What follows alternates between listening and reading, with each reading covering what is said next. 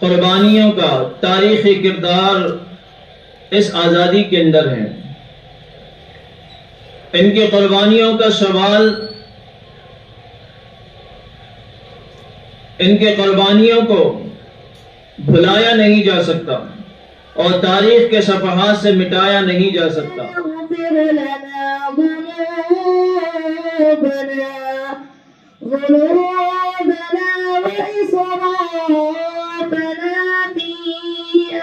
جاتا ہوں کبھی میں ان کی زیارت کو،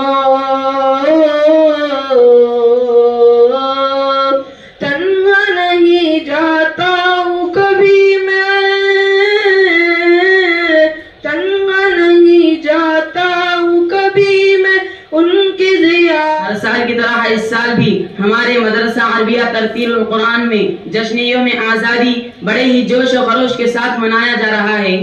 اس مبارک موقع پر میں اپنی طرف سے اور اپنے مدرسے کی طرف سے آپ تمام حضرات کا خیر مقدم، آپ حضرات کو شہیدان وطن کے نام بتانے جا رہا ہوں، غور سے سنیے۔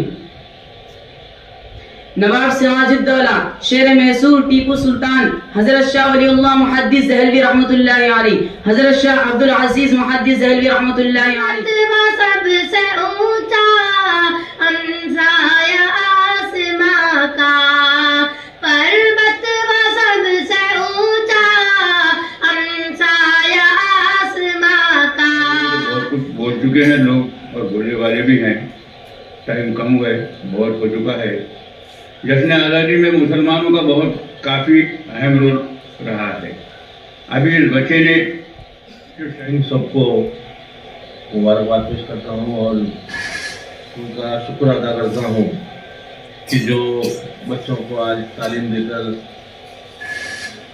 آنے والے وقت میں ذمہ داری پیش کی ہے، پھانسی کے پھندے کو خوشی خوشی گلے لگایا اور اس کے بعد ہمیں آزادی نصیب ہوئی۔ یہ خوشبو، یہ ہوا، یہ روشنی ہماری ہے، یہ مٹی، یہ زمین، یہ زندگی ہماری ہے۔ قید کے اندھوروں سے جب ہم نکل کر آئے، ہر ایک کرن نے کہا جیت ہماری ہے۔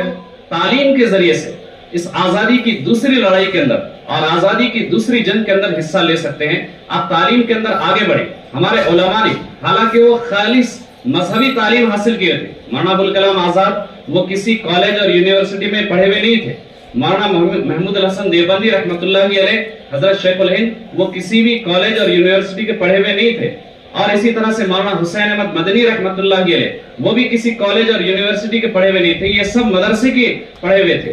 تو انہوں نے وقت کی سپر پاور طاقت کو گھٹنے ٹیکنے پر مجبور کر دیا تھا۔